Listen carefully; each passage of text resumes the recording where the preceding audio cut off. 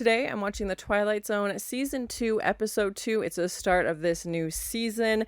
The previous episode, we saw a new title sequence as well as some new music. Rod Serling had his on-camera narration, which was great to see. Hoping that continues throughout the rest of this season. The previous episode was about this captain who felt so guilty that he wasn't with his crew on this flight, in Africa in 1943, and it crashed. And then 17 years later sees a newspaper headline about it and is triggered and mentally travels back, possibly physically travels back with the sand in his shoes. So yeah, I'm very excited to continue watching this series. This episode we know is about wishes, this genie who grants someone 4 wishes. So yeah, I'm very curious to see where we're gonna go. We definitely have had wish themed episodes before, so curious to see what new take we're gonna have on it. So thank you so much for sharing in this first time watching with me. If you have any other suggestions for TV shows you think I should watch, please comment below.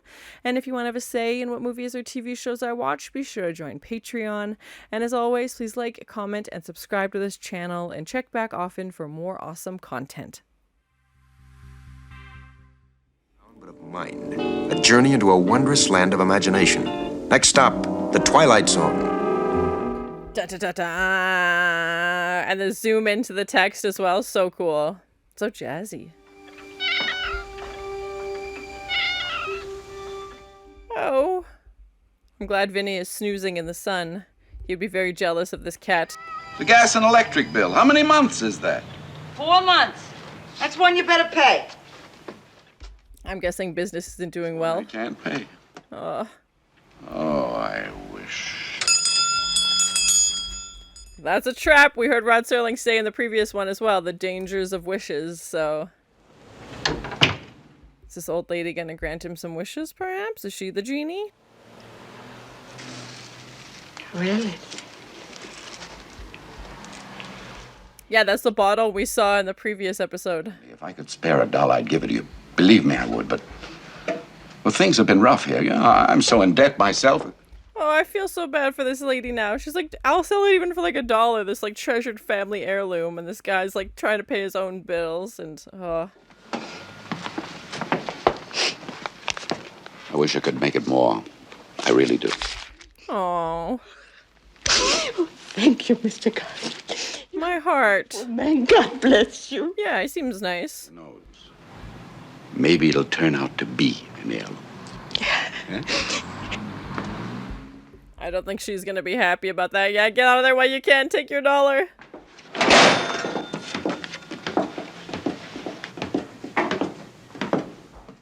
He's so subtle. Just kidding. She's like, yep, I know exactly what you just did. I feel like I've seen this style of wine bottle before, like just like the almost like crochet or macrame or something that it's used to hold it together. I feel like I've seen it before somewhere. Busted. Yep. An antique shop where you pick up the pitiful remnants of other people's failures. It's a shrine to failure itself. That's what it is. Oh, that's sad. It's a mausoleum. Oh, yeah. 100 years though? That's a long time. Edna, what happens to us anyway? What happens to us? We're not old people, and yet this place is making us old. It'd be probably a very stressful job. Yeah, they're not doing well. Picking over checkbooks and budgets and final notices on old bills. Oh! Ooh, I'm excited. That's a cool effect. We haven't seen... Rod Serling did mention a genie, so that, yeah, I'm definitely anticipating that, obviously. So, yeah, I'm curious where the genie effect is going to be. Stones of fulfillment. Mr. and Mrs. Arthur Castle, standing on the outskirts and about to enter the Twilight Zone. And I love how they just so seamlessly add him to the frame, like just have the, characters in the background pause, like it's not a photo or anything that they've, added his scene into later, like they just pause, he walks out in front, and, it's such an interesting approach. I don't know any TV shows that would do that now. Like, it's such a cool moment. Oh, there he is! With the top hat and cane. Any lengthy generic explanation of my existence. Suffice it to say that I am a genie. I love how they just come out and say it. Yeah. A genie. I can offer you 4 wishes with a guaranteed performance. And usually it's 3 wishes, so I'm interested in the 4th. Mrs. Castle, what have you in mind? Everybody knows you wish for more wishes. It's the first rule. Yeah, she's like, did I fall on my head? What's going on? Then go back inside the bottle for a century and a year until a summons comes from the next owner. Oh my goodness. A century and a year. Wow, wow. Give you such a crick in the neck. That each wish is irrevocable. Once made, it is fulfilled, and once fulfilled, it is a matter of record. And we know from previous episodes Altered by yet another wish. that you need to be very specific with your wishes as well. Clear, Mr. Castle? Or, yeah, we know there'll definitely be some consequences, even though that's what Rod Serling was saying. Arthur, you out of your mind. You believe him? Well, please go on, Mr. Castle. I mean, I would be curious to test it and see what happens. Just for the sake of argument, I'd say I wanted that broken glass in that case to be fixed. You're gonna lose a wish testing it, yeah, of course, and then you'll realize it can happen. Oh, I'm so cool to see these effects. Yes, that is my wish. I want that glass in that display case to be repaired. The genie's like such a small thing. Oh, I'm so cool to see this effect. Oh! It just disappeared, yes. Now you gotta wish bigger. Come on, you gotta think for big dreams, long term here. Well, Mr. Castle? You have 3 wishes left. He's like, I'm counting, don't worry. This guy's like gonna have a heart attack. 3 wishes? He's like, I just wanted to pay 1 bill earlier today. Or money, Edna. Money. $100,000. $200,000. $1 million. Why not make it 10 million? You know, you got options. To grub anymore. We wouldn't have to sit here and waste our lives away. Arthur, no. There's something unholy about this. Yeah, she clearly doesn't trust it, and we know there's always risks involved and complications. Jules, a beautiful house, anything we want, Edna. No more worries for the rest of our lives. Hakuna Matata? Is that what we're doing? Money. He needs to be specific and risky. How much do we want? I don't know. I don't know. She's like, I was not expecting to meet a genie today, and now I don't know how I feel about it, so I'm not really prepared for questions. $1 million. Right here on the floor in $5 and $10 bills. That's gonna be a huge pile. Oh my gosh. $1 million. See where large bills are gonna get flagged. Ask and you shall receive, Mr. Castle. But we know as soon as oh, it's literally raining money. That's so cool. We know anytime they're like given something, something is usually taken away as well. So yeah, I'm curious to see what the flip side of this is gonna be. He's smiling way too big for this. Anna! $1 million, Edna! $1 million! $1 million! He's getting his Scrooge McDuck on. Yeah, he's like, jump into the pile of money.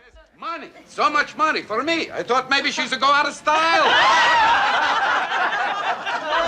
Oh my gosh, they're like, come on over. We just won a bunch of money. Of course, he's so generous. That mortgage and have yourself start living again. Oh my gosh, this guy's gonna give it all away, isn't he? Bring back a boyfriend. Don't forget, Mrs. Like, it's sweet that he's being generous, but I'm worried it's gonna tip the scales too far and giving it all away. Mrs. Gumley. Here you are, my dear. He's like, did you know you almost had a genie on your hand? This could have been your wishes. Here you are, Reverend. Don't you worry. You take it and get that church plate painted. Yes, sir. Yes, sir. And thank you, sir. Yes, darling. Here you Well, and we know from his character that he literally had, like, no money to pay his own bills, and he's still giving away what little he had, so I'm not surprised his generosity. My card, Mr. Castle. Taxes. Somebody's gonna show up wondering how you found all this money. Office of Internal Revenue. There it is. Yep. There's a matter of an income tax, Mr. Castle. Da-da-bum. Oh, no, they don't count. It's gonna be a large tax bill. I feel like he gave it all away, and now he's gonna lose the rest of On taxes. the basis of husband and wife, using the standard deductions, you owe the government approximately $907,000. What? Oh my god. That's the entire thing. Rule. The whole thing comes to a total of, roughly, mind you, $942,640. That's insane. Please someone do the math and tell me that that's not accurate. Please tell me they wouldn't really tax them that much. A lot of money. Yeah, you cannot even pay your tax bill. He should have said, I want money tax-free. Specify. Details. Mr. Castle? Yeah. Just send us a bill. Well, we'll be seeing you, Mr. Castle. That can't be that much, right? Oh my god. I knew we'd have to pay taxes on it, obviously, but like, that seems insane. And now here they are back to the same situation, counting their money to make sure they have enough to cover bills. 910,540. We gave away almost $60,000. Oh my gosh. It's very generous. And this.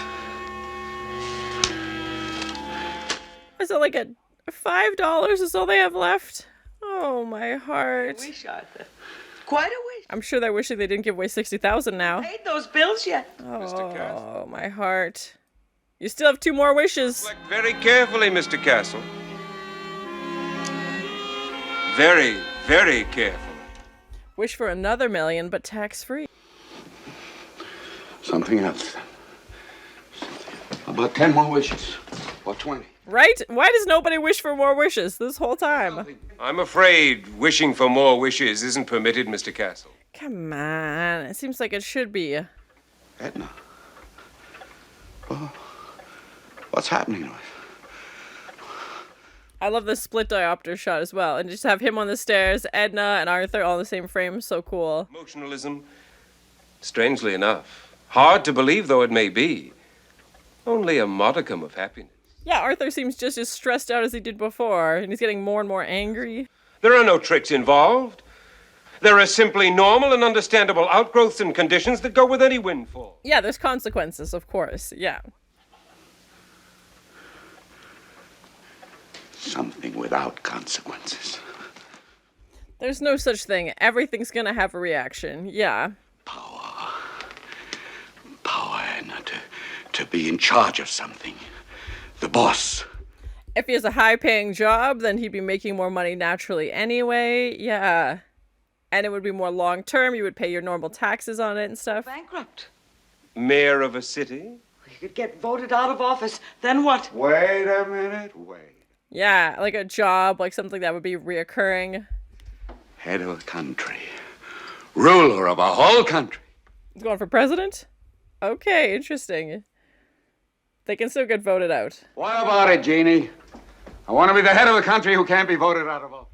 Oh, he's going for a dictator? Oh, God. Out of office, but it must be a contemporary country. Contemporary. Within this century. No problems. Yeah, they can send you back in time to some... Consequences, Mr. Castle. I've already told you. You run the risk of consequences no matter what you wish. Yeah, of course. And as Spider-Man says, you know, great power comes great responsibility. He's going to have an even more stressful job, I think, now. Just as I've described it. Go ahead, Jeannie. Take over. They only have 1 wish left. Oh, no, I'm worried. That laugh is not reassuring at all. Suicide. Well, what about it, Führer? Oh my god, they made him Hitler. Out of office. Oh my god. It's the end of the war. It's April 1945. Bye, Hitler. You were the worst. Oh god, this guy was so nice, and then he turned him into Hitler. Cheese and rice. That's grim. That's a grim. Yeah. Get Ada. Get your arsenic. Painless, mein Führer. When we have the gasoline outside. For you and Miss Brown. This took a dark turn. My gosh. They turned him into Hitler. Cheese and rice. He did say dictatorship. I thought maybe they'd go like Mussolini or something. Nope. Stalin. Nope. Gosh. And what, like, I'm assuming if he dies in the wish, he dies, you know, for real. He's got to wish himself out of not being Hitler. Grim. So grim. I wish I were off a castle again. And there it is. Yep, nothing changed. He's back to being broke and not Hitler, thank God. You look so funny. What happened? He's like, I gotta tell you. Haha. Funny thing, though. This place doesn't look half bad. He's got a new perspective on it now, yeah. Oh, I'm fine. Well, Now that he's seen the alternatives, of course. Huh? we give the old one a paint job or something. I think that's a very good idea. Yeah, he's like, I've seen the other options I can have, and I'm good here. Came out of it ahead anyway.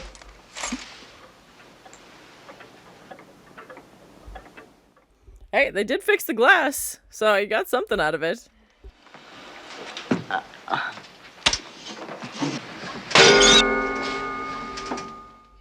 Oh my gosh, they did it again. They did it again in the exact same spot. Literally nothing has changed. A word to the wise now, to the garbage collector. Oh, there he goes. To everyone who would try to coax out a miracle from unlikely places. And just like that, yep, back together. Case in point, Mr. and Mrs. Arthur Castle, fresh from the briefest of trips into the Twilight Zone. And Arthur seems like happier now, like he seems more content. You know, during the whole wish thing, he was getting so stressed out and trying to think of the wishes. And now, Mr. Serling. Next week we take Oh, that's such a cool shot. Oh, I like it. in a $4 room. That's the Twilight Zone. Next week, and we'll be waiting for you. Thank you and good night. That's so cool. Yeah, I'm guessing they filmed it and had it on a screen behind him, and then he obviously presented his speech in front of it, but such a cool aerial shot of the hotel room as well. Very interesting. They're branching out, and I'm into it. I'm into it. So it was my first time watching The Twilight Zone, Season 2, Episode 2. We knew it was going to be about these wishes from the previous episode, and we've had a few wish episodes before with an actress who's trying to relive, you know, her glory days, and with a boxer as well, and, you know, this young boy who lives in the same building as him, the Big Wish. So this definitely was the most traditional wish story route, in my opinion. The genie in the bottle, I think we've seen that, you know, 100 times, so it wasn't anything super original in that aspect, but I still really enjoyed it. I don't mean that in a negative way. It's the Twilight Zone. There's always going to be, you know, a twist. There's always going to be something interesting going on. So even though it, like, the format, you know, of this genie in a bottle, and we don't know much about the backstory of the bottle, even the lady who brings it in, you know, trying to get $1 and seems to be down on her luck, and, you know, just lies and says it's a family heirloom so that he, you know, buys it, and then she admits, you know, she just found it. And, you know, that seems to be kind of, they keep the story going in that aspect, where we see the bottle kind of put itself back together at the end, and who knows who will pick it up next. He did say he was supposed to stay in there for a century and a year and then come out again, so maybe someone will have it on the shelf, you know, for a very long time. But I like that they kind of kept that open-ended, that, like, someone else is going to continue this and, you know, have their wishes and their turn. And even the way the genie was dressed with his top hat and cane, it kind of felt very, like, salesman-y, and, you know, this big grin. And of course, you know, he isn't going to tell them everything. He's not going to warn them beforehand, like we've seen in previous episodes. There's always consequences to wishes, and basically the takeaway is that you gain nothing. Like, they ended up in the exact same spot that they started this episode in, with a different perspective, which I do appreciate. I think that was a nice ending, but, you know, like, their situation is the same. You know, he breaks the glass the same. He doesn't even get to enjoy that one minor thing that had happened. And at first I thought maybe his wife, you know, she wasn't really responding when he comes back from the fourth wish, but I thought maybe she doesn't remember. Maybe we're going to do like a, you know, they erased her memory or something, like only he remembers. But no, they're both just laughing about how ridiculous this situation is. But yeah, you gain nothing. Like, his tax bill, you know, he's such a generous person, which I really enjoyed. I thought that was very sweet of him to want to help so many people, because we've definitely had characters that as soon as they get any kind of ability, they use it to do whatever they want, you know, insurance fraud, or, you know, like that guy who was immortal and ends up in jail, and just, you know, all of these things, the routes you could go. So it was nice to see him, even though he obviously asked for a lot of money to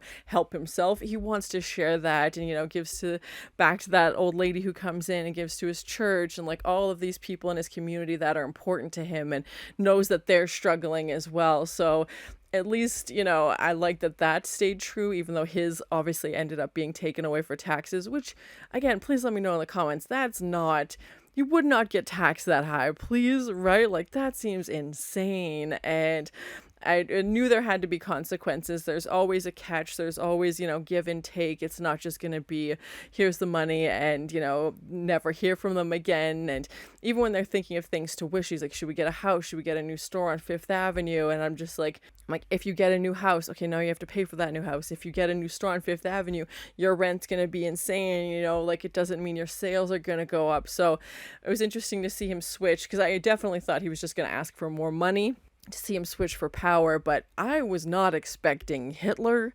and that was not a place I thought we were gonna go.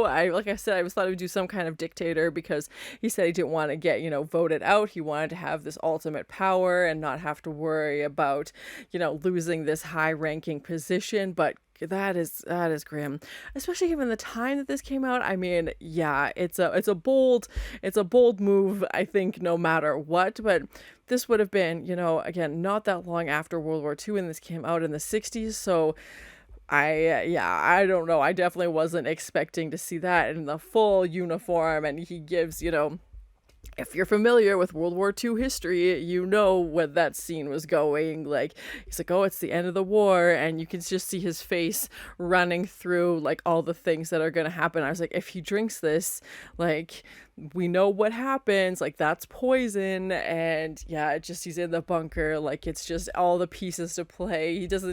He's not, in the height of power in this reign or anything like that. He's at the end, like, things are looking very, very bad. And yeah, that was grim. I was not expecting that turn. And obviously, we've had military-themed episodes and World War II themed episodes, and I believe there's been a few comments that Rod Serling was in the military. I'm blanking on what capacity, but I know he had a role in that. And to have this, major historical figure in this, I was not expecting that. And to have that be such a big shift in perspective for Arthur, because he doesn't list a leader. He doesn't say, put me back in time and put me as, the King of England or something like that. He says, put me just as a position of power that I can't get voted out of, basically. And, he wants to have this high-ranking position. He wants to be, power is what he's after. And I do feel like money and power are the two things people, wish for when they have the opportunity. He is the first character that I've seen that actually tries to wish for more wishes,